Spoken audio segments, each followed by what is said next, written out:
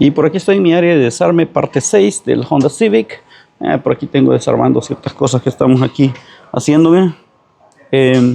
Bueno, quería comentarles aquí, miren, esto es lo que encontramos aquí. Ya limpié un poquito aquí, porque hablé con el taller de rectificado y me dijo que si el asiento estaba malo, no iba a querer hacer nada de él. Entonces limpié y no, el asiento no sufrió nada.